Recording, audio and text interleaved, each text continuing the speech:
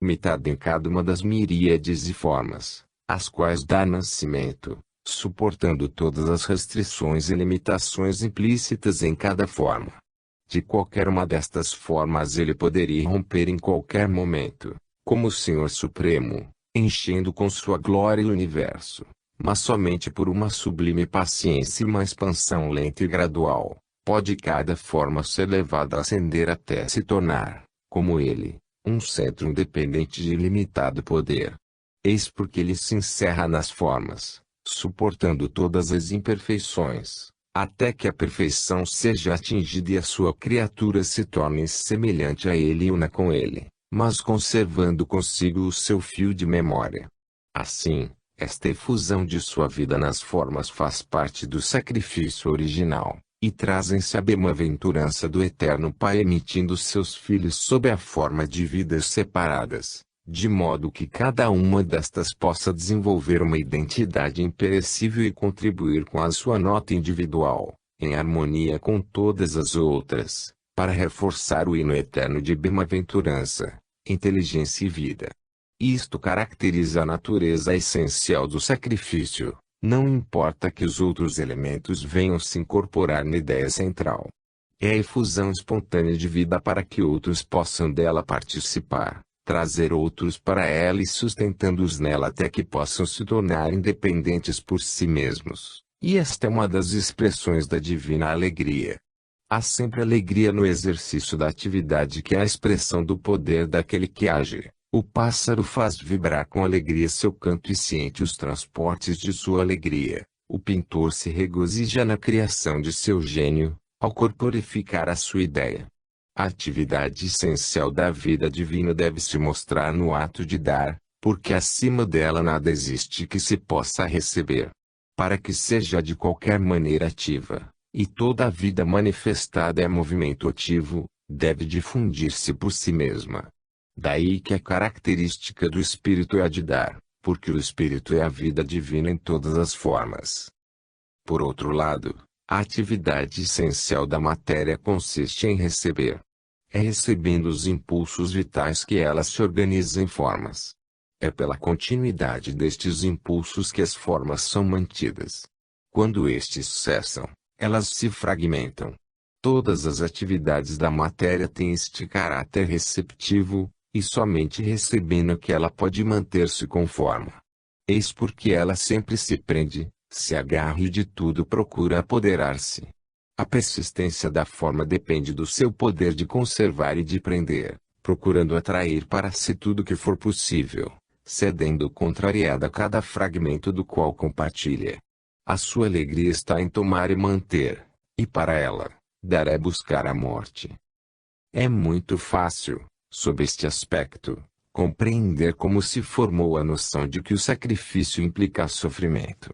Enquanto a vida divina estabelece o seu prazer em exercer a sua atividade de dar, e quando incorporada em uma forma pouco se inquieta se a forma pereceu ao ser dada, por saber que ela é apenas a sua expressão passageira e o meio de seu crescimento inseparado, a forma, ao contrário, sentindo que suas forças vitais lhe escapam, clama de angústia e procura exercer a sua atividade, retendo a vida, resistindo assim à corrente de efusão.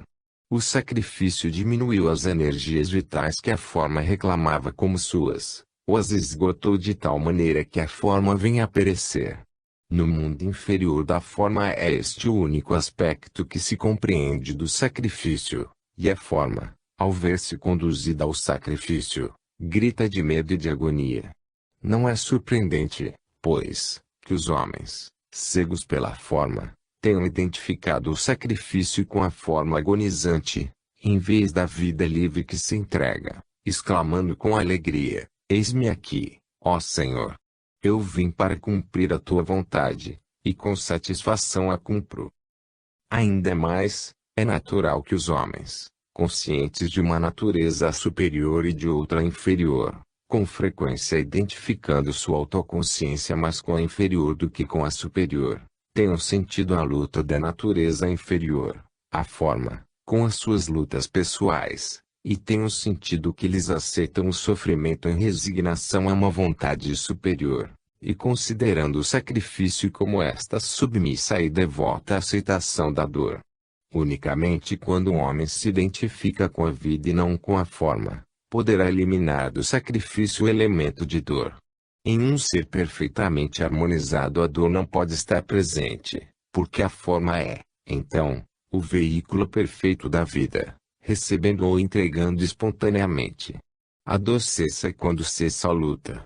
Porque o sofrimento procede das asperezas da vida, das contrariedades, dos movimentos antagônicos, e onde a natureza inteira trabalha em perfeita harmonia, não existem as condições que dão origem à dor. Assim, sendo a lei do sacrifício a lei de evolução da vida no universo, percebemos que cada degrau da escada é cumprido pelo sacrifício, a vida se irradia para renascer em uma forma mais alta e mais perfeita, ao passo que a forma que a continha, perece. Aqueles, cujo olhar se detém apenas nas formas perecíveis, veem a natureza como um imenso matadouro, mas os veem a alma imortal libertar-se para animar novas formas, mais puras e mais elevadas, ouvem constantemente a alegre canção do nascimento em meio à vida ascendente.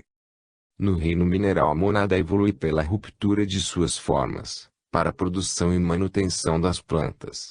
Os minerais são desagregados a fim de que, com seus materiais, as formas vegetais possam ser construídas. A planta retira do solo seus elementos nutritivos, ela os dissocia e os assimila em sua substância. As formas minerais perecem a fim de que as formas vegetais possam crescer, e esta lei do sacrifício, que está impressa no reino mineral, é a lei da evolução da vida e da forma. A vida avança, e a mônada evolui para produzir o reino vegetal, sendo o perecimento da forma inferior a condição indispensável para o surgimento e manutenção da forma superior. Este processo repete-se no reino vegetal, cujas formas são, por sua vez, sacrificadas a fim de que as formas animais possam ser produzidas e crescer.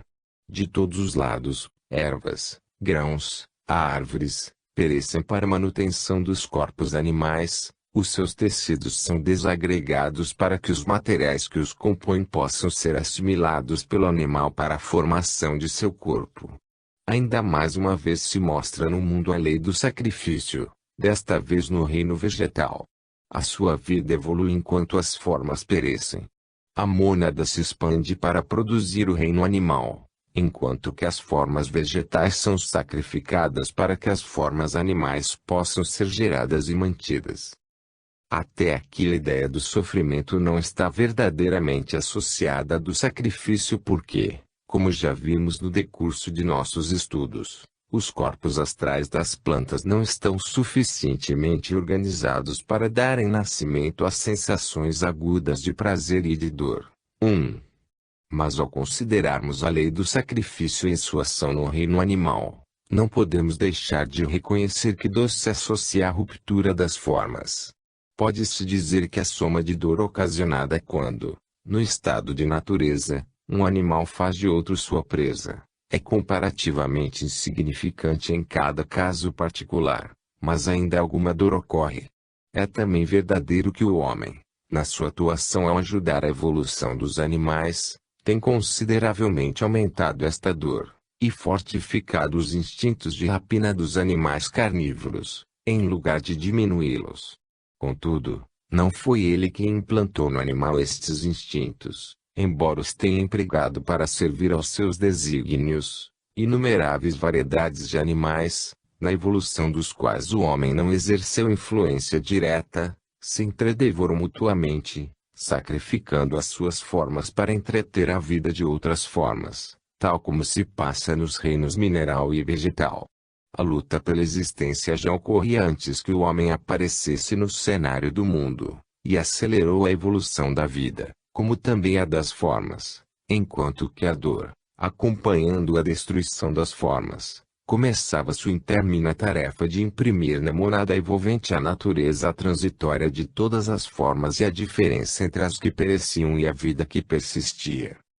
A natureza inferior do homem desenvolveu-se sob esta mesma lei do sacrifício que impera nos reinos inferiores. Mas com a efusão de vida divina que formou a mônada humana, produziu-se uma mudança no modo em que a lei do sacrifício operava como a lei da vida. No homem haveria de ser desenvolvida a vontade, a sua locomoção e a energia da iniciativa. A compulsão, que impelia pela força os reinos inferiores no caminho da evolução, não poderia ser empregada em seu caso, sem paralisar o crescimento deste poder novo e essencial. Não se perguntou ao mineral, à planta, nem ao animal, se aceitavam a lei do sacrifício como a lei da vida, voluntariamente escolhida.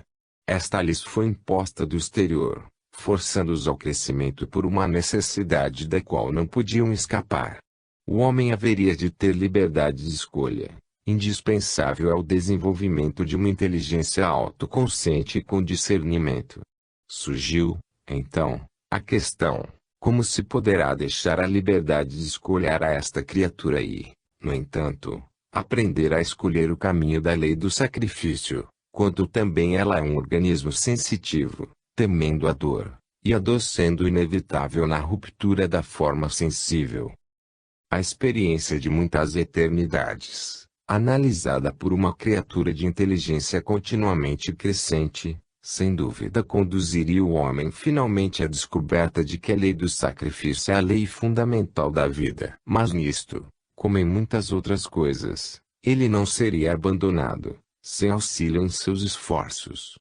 Instrutores divinos estiveram ao lado do homem, na sua infância, e eles proclamaram com autoridade a lei do sacrifício, e ela foi incorporada, sob uma forma rudimentar, nas religiões pelas quais eles treinavam a inteligência nascente do homem. Seria inútil exigir subitamente destas almas infantis um abandono sem compensação dos objetos que lhes pareciam os mais desejáveis, objetos cuja posse garantiria a sua existência formal. Foi necessário fazer-lhes seguir um caminho destinado a educá-los gradualmente, até as alturas sublimes do sacrifício voluntário. Com este fim, primeiramente se lhes ensinou que não eram unidades isoladas, mas que eram parte de um conjunto mais vasto, e que as suas vidas estavam ligadas a outras vidas, tanto superiores como inferiores. A vida física deles era mantida por vidas inferiores, pela terra, pelas plantas, que usufruíam, e ao fazê-lo, contraiam para com a natureza uma dívida que lhes deveriam saldar. Vivendo da vida sacrificada de outros seres, deviam sacrificar, em troca, alguma coisa que pudesse manter outras vidas, pois sendo alimentados, deveriam também alimentar. Ao tomar os frutos produzidos pela atividade das entidades astrais que presidem a natureza física, eles devem restabelecer as forças gastas mediante oferendas convenientes. Então surgiram os sacrifícios a tais forças, como a ciência as chama, essas inteligências que guiam a ordem física, como as religiões sempre ensinaram. À medida que o fogo desintegrava rapidamente o físico denso, rapidamente restitui as partículas etéricas das oferendas queimadas aos éteres, e assim as partículas astrais eram facilmente liberadas para que fossem assimiladas pelas entidades astrais relacionadas com a fertilidade da terra e com o crescimento das plantas. Assim, o movimento cíclico da produção era conservado, e o homem aprendia que estava contraindo, continuamente, para com a natureza, dívidas que devia saldar constantemente. Assim, o sentimento de gratidão era implantado e alimentado em sua mente, e em seu pensamento ficava impressa a obrigação de que devia para com o todo, para com a mãe natureza nutridora. É verdade que este sentimento de obrigação aliava-se estreitamente à ideia de que a execução do sacrifício era necessário ao seu bem-estar, e que o desejo de continuar a prosperar o impelia a pagar sua dívida. Ele era apenas uma alma infantil aprendendo as suas primeiras lições, e esta lição da interdependência das vidas, a vida de cada um dependendo do sacrifício de outros, era de importância capital para o seu desenvolvimento. Ainda não podia experimentar a divina alegria de dar, a relutância da forma em abandonar o que, de qualquer maneira, o nutria, devia antes de tudo ser dominada, E o sacrifício identificou-se com esta entrega de algo valioso, uma entrega provocada pelo sentimento de obrigação e pelo desejo de continuar próspero. A lição seguinte deslocou a recompensa do sacrifício para uma região situada além do mundo físico. Primeiramente, o sacrifício de bens materiais asseguraria o bem-estar material. Em seguida, o sacrifício de bens materiais traria a felicidade no céu, no outro lado da morte. A recompensa do sacrificador era de uma natureza mais elevada, e ele aprendia que o que era relativamente permanente podia ser assegurado pelo sacrifício daquilo que era relativamente transitório, uma lição que era importante porque conduz ao discernimento. O apego da forma aos objetos físicos era trocado por um apego às alegrias celestes. Em todas as religiões esotéricas, vemos este processo educativo empregado pelos sábios o bastante para quererem impor a almas infantis a virtude de um heroísmo sem recompensa, e contentes, com uma sublime paciência, em persuadir lentamente seus tutelados inconstantes ao longo de uma senda espinhosa e difícil para a natureza inferior. Gradualmente os homens eram levados a subjugar o corpo, a vencer a sua inércia pela execução metódica e diária dos rituais religiosos, de um caráter muitas vezes excessivamente difícil de suportar, e a regular suas atividades, dirigindo-as para canais úteis. Eles eram treinados para vencer a fome e a mantê-la submissa à vida e acostumar o corpo a entregar-se a obras de bondade e de caridade, em obediência às exigências da mente, mesmo quando esta mente era principalmente estimulada pelo desejo de desfrutar uma recompensa nos céus. Podemos ver entre os hindus, persas, chineses, como os indivíduos eram ensinados a reconhecer as suas múltiplas obrigações, e fazer o corpo prestar devidos sacrifícios de obediência e de reverência para com os antepassados, os pais, e para com os velhos, exercer a caridade para com todos. Pouco a pouco, eles eram levados a desenvolver, no mais alto grau, tanto o heroísmo como a abnegação, como testemunham os mártires que entregavam com alegria os seus corpos às torturas e à morte, em vez de negarem suas crenças ou serem falsos em seu credo. Esperavam, é verdade, uma coroa de glória nos céus como recompensa pelo sacrifício da forma física, mas já era uma superação ter vencido o apego àquela forma física e considerado o mundo invisível tão real a ponto dele prevalecer sobre o visível.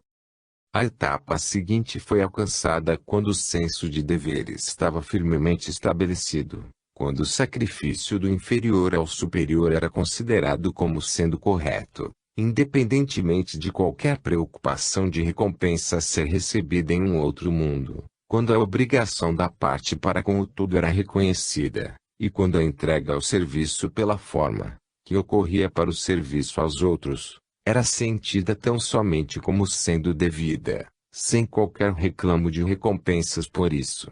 O homem começou, então, a perceber a lei do sacrifício como lei da vida, e a associar-se voluntariamente a ela, passando a aprender a separar-se, em pensamento, da forma em que habitava e identificar-se com a vida que evolui.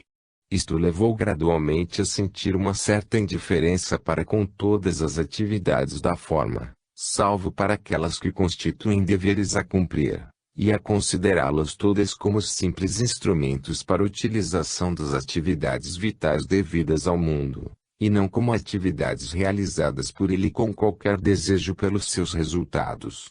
Assim ele alcançou o ponto já referido em que o karma que o atrai para os três mundos cessou de ser gerado.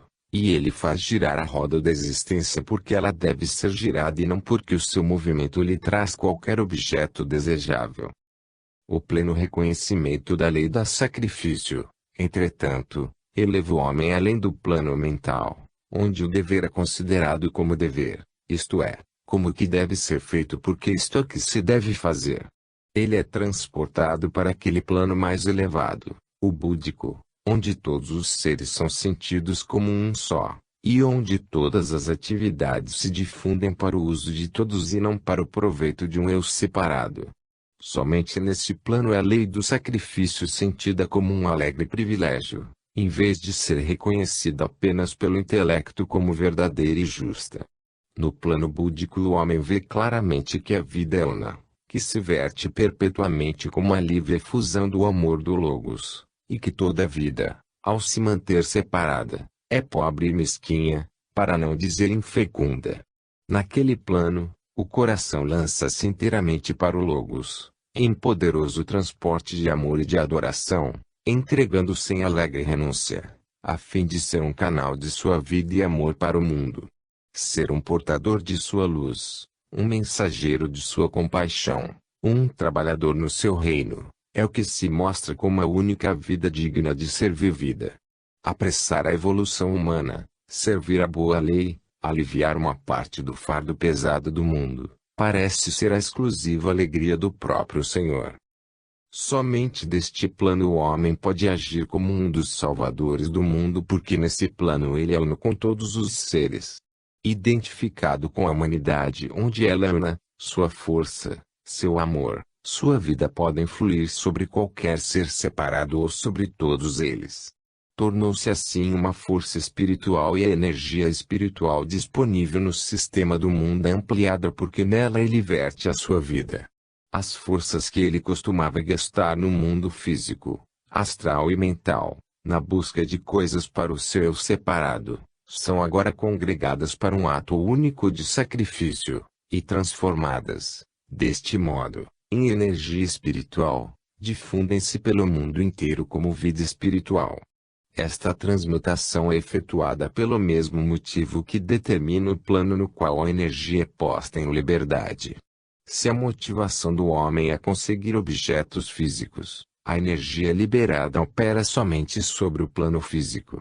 Se deseja objetos astrais, a energia entra em ação no plano astral. Se procura alegrias mentais, a sua energia funciona no plano mental. Porém, se ele se sacrifica para ser um canal de vida do Logos, libera energia no plano espiritual, e ela opera em todos os lugares com o poder e a sutileza de uma força espiritual. Para um homem assim, a ação e a inação são iguais, porque ele faz tudo quando nada faz, e não faz coisa alguma quando faz todas as coisas. Para ele, o superior e o inferior, o grande e o pequeno são iguais. Ele atende qualquer lugar que necessita atendimento, semelhante ao Logos em cada lugar e em cada ação. Pode influir em todas as formas, pode agir em todas as direções e não mais faz escolhas ou estabelece diferenças. Sua vida, pelo sacrifício, fez-se una com a vida do Logos, vê Deus em tudo e tudo em Deus.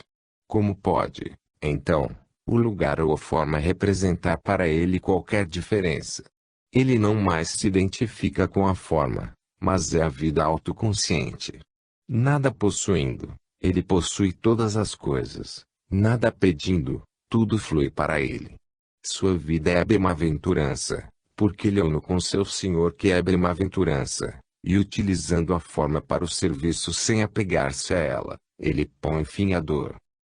Aqueles que começam a compreender as possibilidades maravilhosas que se abrem diante de nós, quando voluntariamente nos associamos com a lei do sacrifício, desejarão começar esta associação voluntária muito antes de poderem elevar-se às alturas que aqui estão vagamente esboçadas. Como outras profundas verdades espirituais, ela é eminentemente prática em sua aplicação à vida diária, e quem compreende a sua beleza, pode começar a trabalhar com ela sem hesitação. Uma vez tomada a resolução de começar a prática do sacrifício, o homem se exercitará em começar cada dia com um ato de sacrifício, oferecendo-se ele próprio, antes de começar o trabalho diário, àquele a quem sua vida é consagrada. Seu primeiro pensamento será, ao levantar-se, esta dedicação de todas as suas forças ao seu Senhor. Depois, cada pensamento, cada palavra, cada ação na vida diária será feita como sacrifício, não pelo seu fruto, nem mesmo como um dever, mas como sendo o modo, naquele momento, pelo qual seu Senhor pode ser servido. Tudo o que acontecer será aceito como a expressão de sua vontade, alegrias, sofrimentos, preocupações, vitórias, derrotas, tudo será bem-vindo, como a indicar a alma ao seu caminho de serviço. Recebe com alegria todas as coisas que lhe acontecem e as oferece como sacrifício, e tudo o que perde, perde com alegria, pois a sua perda mostra que o seu Senhor não mais necessita aquilo. Todas as energias de que dispõe, ele as usa com alegria ao serviço, e quando elas lhe faltam, aceita a sua privação com uma feliz equanimidade. Mesmo o sofrimento que surge de causas passadas, ainda não dissipadas, pode ser transformado em um sacrifício voluntário ao aceitá-lo com boa vontade. Aceitando-o assim, pode oferecê-lo como uma dádiva, transformando-o por este motivo em uma força espiritual. Cada vida humana oferece inumeráveis oportunidades para esta prática da lei do sacrifício e cada uma delas torna-se um poder, à medida que estas ocasiões são aproveitadas e utilizadas. Sem nenhuma expansão de sua consciência de vigília, o homem pode tornar-se assim um trabalhador nos planos espirituais, porque, ao liberar energia nesses planos, elas se difundem nos mundos inferiores. Sua auto-entrega na consciência inferior, aprisionada como está no corpo, desperta como resposta a vibrações de vida no aspecto búdico da mônada, que é seu verdadeiro ser, e apressa o momento em que esta mônada se tornará o ego espiritual agindo por sua própria iniciativa e senhor de todos os seus veículos, empregando, à vontade, qualquer um deles, conforme a obra a executar o exige. Nenhum outro método assegura um progresso tão rápido e uma tão pronta manifestação de todos os poderes latentes na mônada, do que a compreensão e a prática da lei do sacrifício. Eis porque ela foi chamada por um mestre, a lei da evolução para o homem.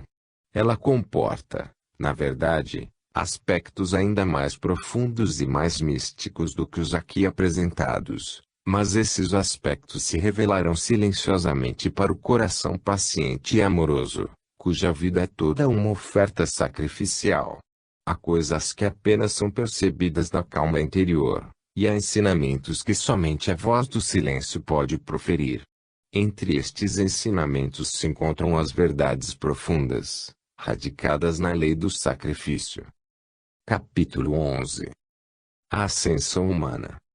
Tão formidável é a ascensão que alguns já conseguiram efetuar, e que outros a estão efetuando, que, quando procuramos sondá-la por um esforço de imaginação, tendemos a retroceder, esgotados em pensamento apenas ao visualizar esta longa viagem. Da alma embrionária do homem primitivo até a alma espiritual e perfeita do homem divino, liberada e triunfante. É difícil acreditar que uma contém em si tudo o que está manifestado na outra e que a diferença seja apenas na evolução, estando um apenas no princípio e outro no final da ascensão humana. Abaixo de um se estendem longas filas subhumanas, os animais, vegetais, minerais, a essência elemental, e acima do outro estendem-se as gradações infinitas de super-humanos, os Shons, Manus, Budas, construtores, Lipicas, quem podia indicar ou quantificar as hostes dos poderosos seres. Vistos assim, como um estágio em uma vida ainda mais vasta, os muitos degraus dentro do reino humano reduzem-se a um âmbito mais estreito, e a ascensão humana será apenas um grau evolutivo nas vidas encadeadas que se estendem, desde a essência elemental até o Deus manifestado. Já acompanhamos a ascensão do homem, do nascimento da alma embrionária até o estado de espiritualidade avançada, ao longo dos estágios de desenvolvimento da consciência, desde a vida de sensação até a vida de pensamento. Vimos o homem percorrendo repetidamente o ciclo de nascimentos e mortes nos três mundos, colhendo em cada um a sua colheita, e oferecendo-lhe oportunidades de progresso. Podemos agora acompanhá-lo através dos estágios finais da evolução humana, estágios que estão no futuro para a maior parte de nossa humanidade, mas já transpostos pelos mais velhos dos seus filhos, e que estão sendo agora percorridos por um número restrito de homens e mulheres. Esses estágios foram subdivididos em duas categorias: A primeira constituindo o chamado caminho ou senda de provação, enquanto que os últimos compõem o caminho propriamente dito, ou o caminho ou senda do discipulado. Nós os estudaremos em sua ordem natural. À medida que a natureza intelectual, moral e espiritual do homem se desenvolve, ele se torna cada vez mais consciente da finalidade da vida, e cada vez mais ansioso de realizar em si mesmo essa finalidade. A persistente sede de prazeres terrenos, seguida pela plena posse e pela consequente lassidão, ensinaram-lhe a natureza efêmera e insatisfatória das melhores dádivas da terra. Tantas vezes ele lutou por isso, ganhou, desfrutou, se satisfez e finalmente se enjoou, que ele se afasta, descontente e insatisfeito com tudo que a terra possa oferecer-lhe. Para que serve tudo isto? Suspira a alma cansada. Tudo é vaidade e aborrecimento. Centenas, na verdade, milhares de vezes possui e mesmo na posse achei o desapontamento. Estas alegrias são ilusões, semelhantes a bolhas de ar vagando ao sabor da corrente, bolhas de cores féricas com tonalidades de arco-íris, mas que se rompem ao menor contato. Tenho sede da realidade, estou farto de sombras. Eu anseio pelo eterno e verdadeiro, por libertar-me das limitações que me enclausuram, que me conservam prisioneiro em meio a estas exterioridades mutáveis. Este primeiro grito da alma pela liberação é o resultado da constatação de que, fosse esta terra tudo que os poetas sonharam dela, que todo mal fosse eliminado, a cada tristeza posto um fim, cada alegria intensificada, cada beleza ampliada, tudo levado ao seu ponto de perfeição, ainda assim ele se sentiria fatigado dela se afastaria, vazio de desejo. Ela se tornou para ele uma prisão e, por mais embelezada que possa ser, ele anseia pelo espaço livre e ilimitado, além de suas muralhas confinantes. O próprio céu não o atrai mais do que a terra, e mesmo daquele também está cansado. Suas alegrias perderam todo o seu atrativo e mesmo seus encantos intelectuais e emocionais não mais o satisfazem. Eles também surgem e vão, impermanentes como os contatos dos sentidos. Eles são limitados e passageiros, insatisfatórios. Ele está cansado de tudo que muda, em meio à saturação, clama pela liberdade. Algumas vezes esta percepção da vacuidade das coisas terrestres e celestes é, de início, apenas um relâmpago na consciência, e de novo os mundos exteriores reafirmam o seu império, e o encanto envolvente de suas alegrias ilusórias embalam a alma no contentamento. Algumas vidas mesmo podem transcorrer, cheias de nobres trabalhos e realizações inegoístas, de pensamentos puros e ações sublimes, antes que esta percepção da vacuidade de tudo que é fenomênico se torne a atitude permanente da alma. Mas, enfim, cedo ou tarde, a alma decide se romper com o céu e a terra de uma vez por todas, sentindo-os insuficientes para satisfazerem suas necessidades, e este afastamento definitivo em relação ao transitório, esta vontade definida de atingir o eterno, é o portal para o caminho probatório. A alma afasta-se da estrada larga e fácil da evolução normal, para enfrentar a encosta penosa que conduz ao topo da montanha, resolvida a escapar da servidão das vidas terrestres ou celestes, para atingir a livre atmosfera do eterno. A tarefa o que se impõe o homem neste caminho da provação é inteiramente mental e moral. Deve preparar-se gradualmente para encontrar o seu mestre face a face, mas a própria expressão seu mestre necessita ser explicada. Existem alguns grandes seres pertencentes à nossa raça, que completaram a sua evolução humana, aos quais já fizemos alusão como constituindo uma fraternidade que guia e estimula a evolução humana. Estes grandes seres, os mestres, continuam a encarnar-se voluntariamente em corpos humanos, a fim de constituir o elo entre a nossa humanidade e os seres super-humanos. Eles permitem àqueles que cumpriram certas condições, de tornarem-se seus discípulos, com o objetivo de apressar a evolução deles e assim qualificá-los para entrarem na grande fraternidade e participar do seu glorioso e benéfico trabalho em prol da humanidade. Os mestres sempre observam a humanidade e observam todos aqueles que, pela prática das virtudes, por um trabalho desinteressado ou um esforço intelectual consagrado ao serviço dos seres humanos, pela devoção sincera, piedade e pureza, destacam-se do conjunto de seus semelhantes e se tornam capazes de receber uma assistência espiritual mais do que a recebida pela humanidade em geral. Antes de receber um auxílio especial, o indivíduo deve mostrar uma receptividade especial, porque os mestres são os distribuidores das energias espirituais, que auxiliam a evolução global da humanidade, e a utilização destas energias para o crescimento rápido de uma determinada alma só é permitida quando essa alma é realmente capaz de um progresso rápido e pode, então, se tornar em breve um dos servidores da raça e devolvendo aos seus semelhantes o auxílio que lhe foi prestado. Quando um homem, por seus próprios esforços, utilizando amplamente o auxílio que lhe veio por intermédio da religião e da filosofia, esforçou-se por se colocar à frente da vaga humana que evolui, e dá provas de uma natureza amorável, desinteressada, compassiva, torna-se objeto de uma atenção toda particular da parte dos guardiães da raça, sempre vigilantes, e em seu caminho são colocadas oportunidades com o fim de experimentar sua força e despertar a sua intuição. E quanto mais aproveitar estas ocasiões, mais será ajudado, e lampejos da verdadeira vida são-lhe proporcionados até que a natureza insatisfatória e irreal da existência mundana pressiona crescentemente a alma, com o resultado já mencionado, a saturação que o faz ansiar pela liberdade e o leva até o portal da senda probatória.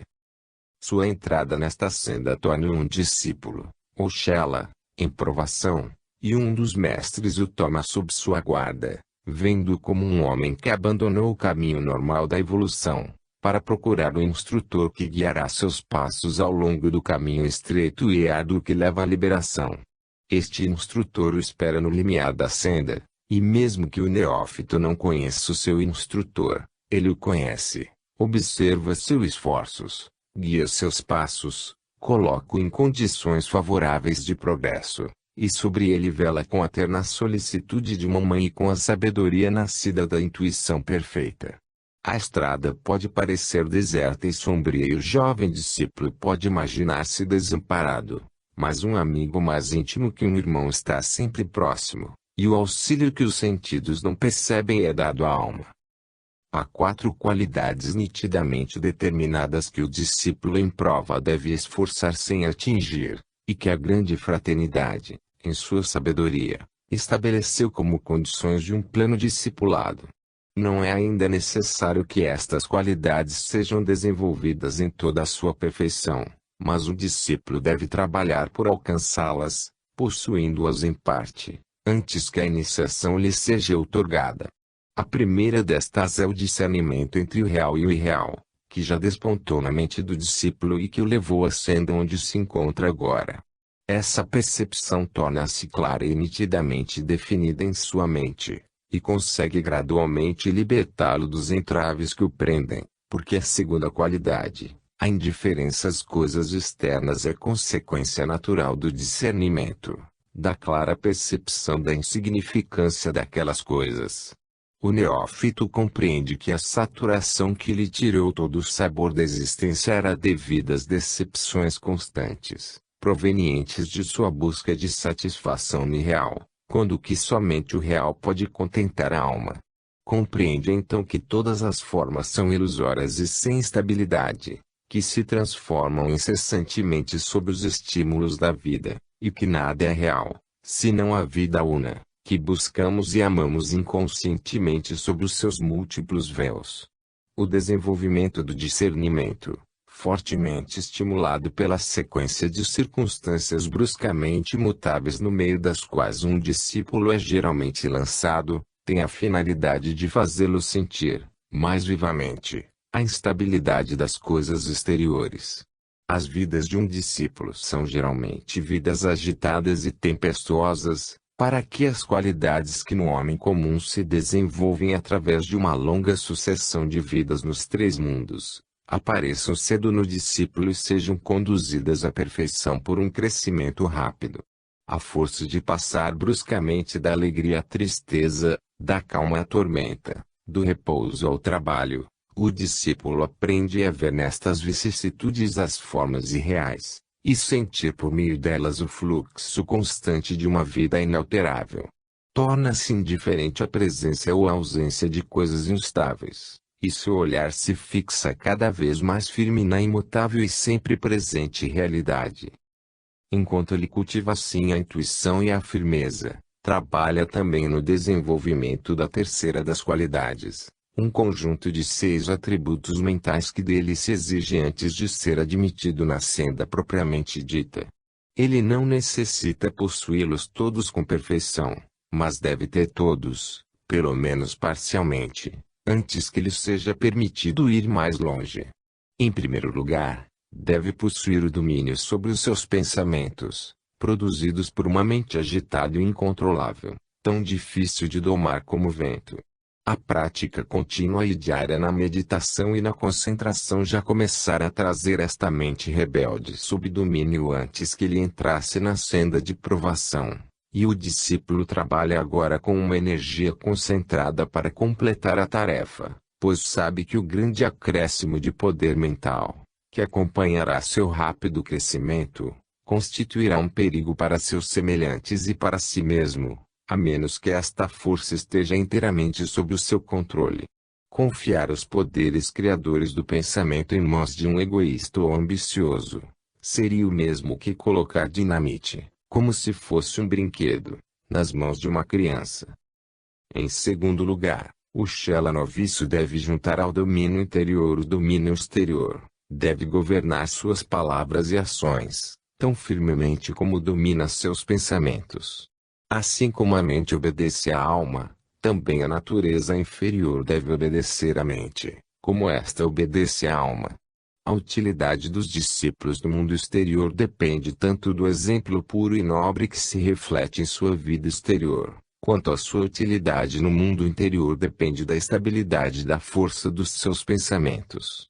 Com frequência um bom trabalho é prejudicado pelo descuido nesta parte inferior da atividade humana. Assim, o aspirante deve esforçar-se por ter um ideal perfeito, sob todos os pontos de vista, se não poderá tropeçar mais tarde na senda, dando motivos para que se levantem contra ele as blasfêmias do inimigo. Como já dissemos, nesta fase ainda não se exige a perfeição em tudo, mas o aspirante prudente se esforça em sua direção, porque sabe que, por mais que se esforce, está ainda muito aquém do seu ideal. Em terceiro lugar, o candidato ao discipulado pleno procura estabelecer firmemente em si a sublime e abrangente virtude da tolerância, a tranquila aceitação de cada pessoa, de cada forma de vida, tais como são, sem a pretensão de que fossem diferentes, modelados conforme o seu gosto particular. Ao começar a compreender que a vida una reveste-se de incontáveis limitações, cada uma certa em seu lugar e época, ele aceita cada expressão limitada da vida, sem procurar transformá-la em qualquer outra coisa. Aprende a reverenciar a sabedoria que concebeu o plano deste universo e que o dirige, e considera com serenidade as partes imperfeitas à medida que as suas vidas parciais transcorrem. O bêbado, ao aprender o alfabeto do sofrimento, causado pela dominação da natureza inferior, está tirando proveito de seu estágio, tanto quanto o santo do seu, ao completar a sua última lição na escola da terra, e seria injustiça exigir, tanto de um como de outro, mais do que podem realizar. Um está no estágio do jardim de infância da vida, aprendendo por meio de lições práticas, enquanto que outro está se graduando, prestes a deixar a universidade. Ambos agem como convém às suas respectivas idades e situações, e devem receber auxílio e simpatia nas suas respectivas situações. Esta é uma das lições do que se conhece no ocultismo como tolerância.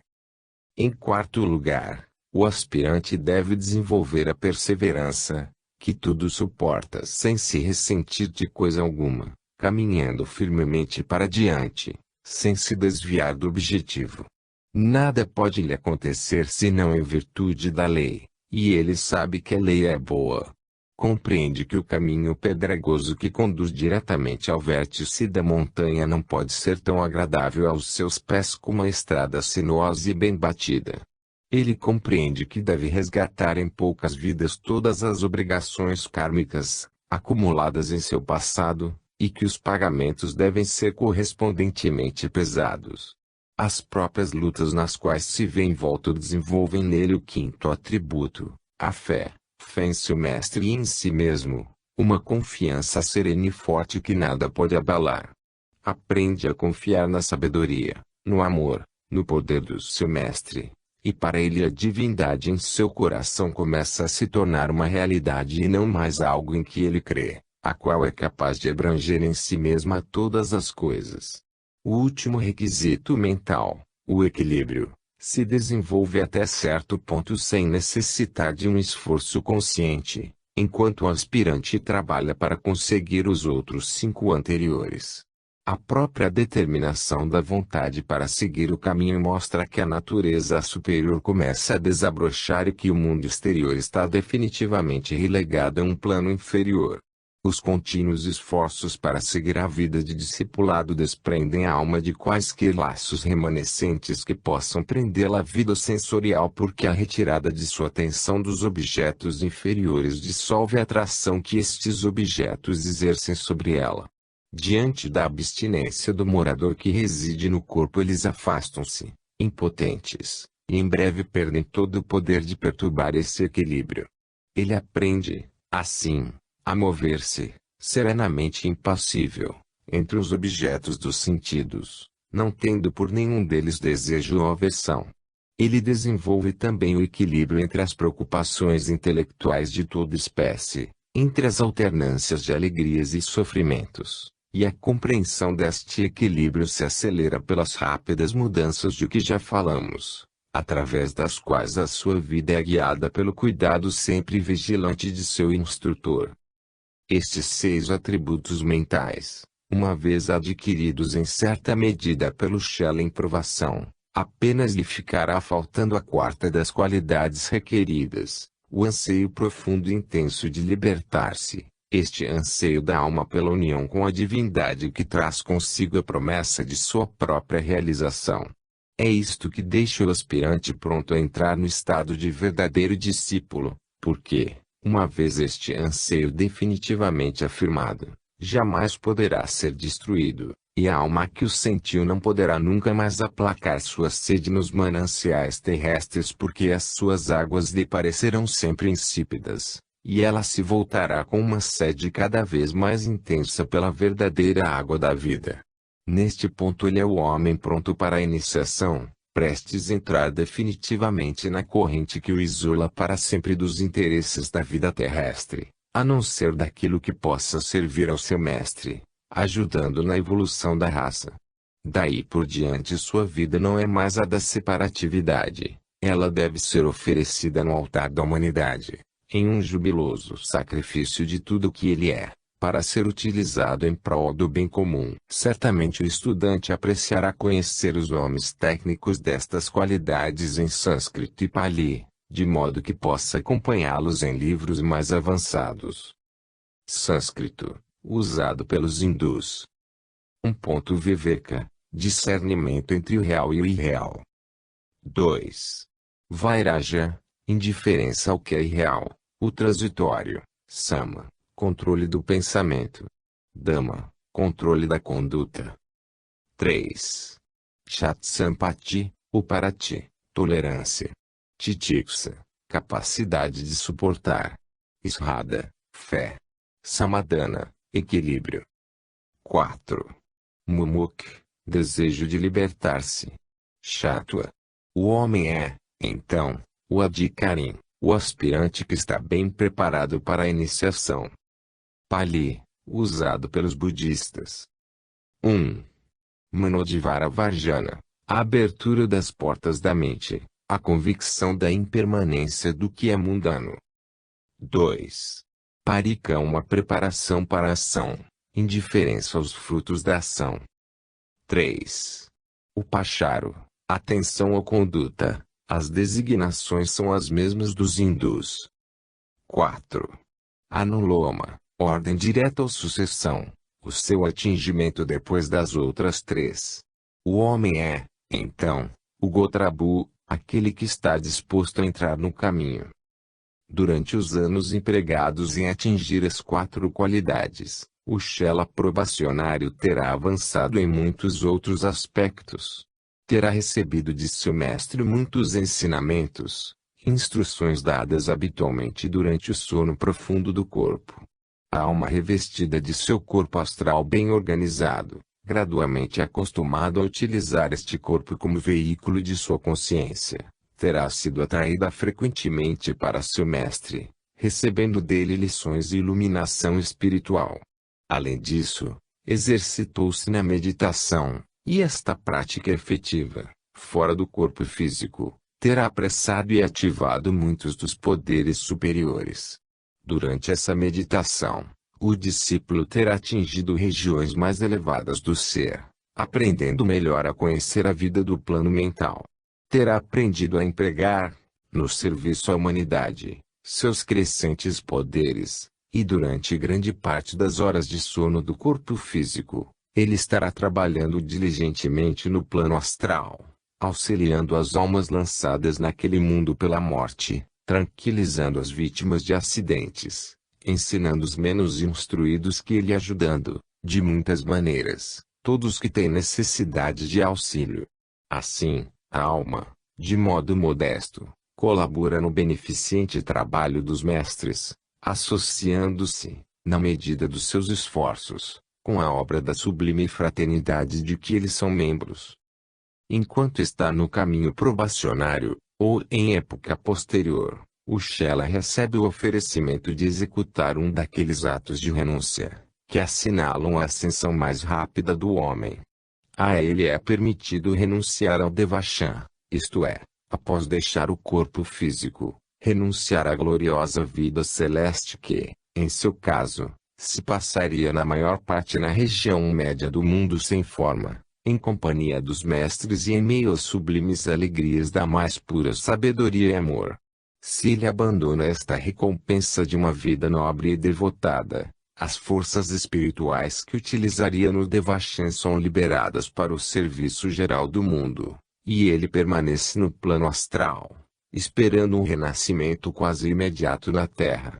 Neste caso, seu mestre escolhe e coordena o seu renascimento, guiando-o para nascer em meio às condições adequadas à sua utilidade no mundo, ao seu progresso futuro e ao trabalho que lhe caberá fazer.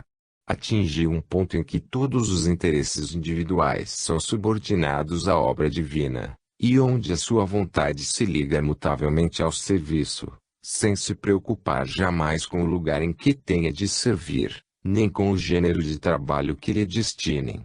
Assim se abandona alegremente em quem ele confia, aceitando de boa vontade e com alegria o lugar onde melhor possa prestar serviço ao mundo e representar seu papel, na obra gloriosa daqueles que dirigem a evolução humana.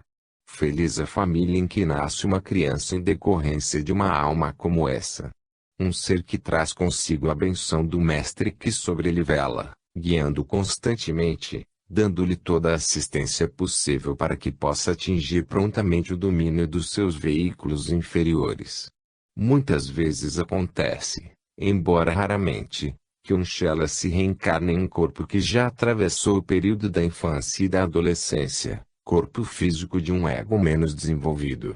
Quando um ego vem à Terra para um breve período de existência, por exemplo, 15 ou 20 anos de vida, estará deixando o corpo prestes a se tornar adulto, após ter passado pelos trabalhos da primeira formação, e quando está já em via de ser um veículo verdadeiramente útil para a alma.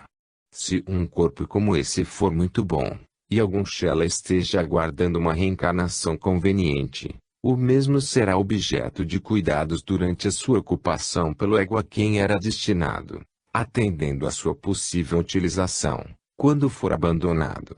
Quando o período de vida física daquele ego termina, Ele desencarna para passar ao Kamaloka e depois ao Devachan, e o Shela que deseja reencarnar-se apodera-se daquele corpo físico, o qual aparentemente morto, revive sob a ação do novo habitante. Tais casos, embora raros, não são desconhecidos dos ocultistas, e podemos encontrar em obras de ocultismo passagens que se referem a esses casos. Não importa que a sua reencarnação seja ou não normal, o progresso da alma do discípulo continua, e chegará o momento a que já nos referimos, em que ele está pronto para a iniciação, e pela porta da iniciação ele entra na senda como um discípulo definitivamente aceito. Esta senda tem 4 estágios distintos, e a entrada em cada estágio é marcada por uma iniciação. Cada iniciação é seguida de uma expansão de consciência, que confere o que é chamado a chave do conhecimento pertencente ao estágio correspondente, e ela também dá, ao mesmo tempo, uma chave de poder, porque em todos os reinos da natureza, conhecer é poder. Quando o discípulo entra na senda, ele torna-se o homem que não mais possui casa, porque não considera mais a terra como sua habitação, não tem mais moradia ali. Para ele todos os lugares são bem-vindos onde possa servir ao seu mestre. Neste estágio da senda 3 obstáculos se antepõem ao seu progresso, chamados tecnicamente grilhões, dos quais precisa se desvencilhar, e agora que marcha a grandes passos para a perfeição, precisa eliminar radicalmente os defeitos do caráter, realizando completamente a tarefa que lhe cabe em sua condição. Os 3 grilhões que o discípulo deve fazer desaparecer, antes de ser admitido na segunda iniciação, são a ilusão do eu pessoal, a dúvida e a superstição. O eu pessoal deve ser conscientemente sentido como uma ilusão, e deve perder para sempre o poder de se impor à alma como uma realidade. O discípulo deve sentir-se uno com todos os seres devem viver e respirar nele, como ele respira e vive em todos. A dúvida deve ser dissolvida, mas por meio do conhecimento e não apenas pela extirpação. Deve conhecer a reencarnação, o karma, a existência dos mestres como fatos, não os aceitando como intelectualmente necessários, mas conhecendo-os como fatos da natureza por ele mesmo verificados, de modo que dúvida alguma sobre estas questões possa jamais surgir de novo em sua mente. Finalmente, a superstição cai por si mesma, à medida que o homem se eleva ao conhecimento das realidades, e compreende a função adequada dos rituais e cerimônias na economia da natureza, aprendendo a utilizar quaisquer meios sem ficar ligado a nenhum deles. Quando o discípulo se liberta destes 3 grilhões, uma tarefa que, às vezes, exige várias encarnações, e em alguns casos, apenas parte de uma única vida, ele vê a segunda iniciação abrir-se para ele, com sua nova chave de conhecimento e seu horizonte mais vasto. O discípulo sente diminuir rapidamente o período de existência obrigatória que o espera ainda na Terra, porque, chegado a este ponto, transporá a terceira e a quarta iniciações em sua atual encarnação ou na seguinte. Nota: o Shela no segundo estágio da senda é para o hindu Kutishaka, aquele que constrói um abrigo, ele atingiu um lugar de paz. O budista o chama Sakridagamin, aquele que renascerá apenas mais uma vez. Neste estágio o discípulo deve desenvolver e tornar plenamente ativas as faculdades interiores, que pertencem aos corpos sutis, porque ele necessita delas para seu serviço nos níveis superiores do ser. Se ele as desenvolveu anteriormente, este estágio pode ser muito breve, mas ele pode precisar passar, mais uma vez, pelo portal da morte, antes que esteja pronto para receber a sua terceira iniciação, que o torna o cisne, o ser que leva-se ao céu da bem-aventurança, à maneira do maravilhoso pássaro da vida, do qual se contam tantas lendas. Nota: em termos hindus, Ansa é aquele que percebe como realidade a frase eu sou aquilo. Para os budistas, é o Anagamin, o que não renasce mais. Neste terceiro estágio da senda, o discípulo livra-se do quarto e do quinto grilhão, o desejo e a aversão. Em tudo deve ver o único ser, e o véu exterior, seja agradável ou repelente, não pode mais cegá-lo. Considera igualmente a todos os seres, o botão precioso da tolerância, já cultivada na senda probatória, floresce agora em um amor inabarcante que a tudo envolve em um terno amplexo. O discípulo é o amigo de todas as criaturas.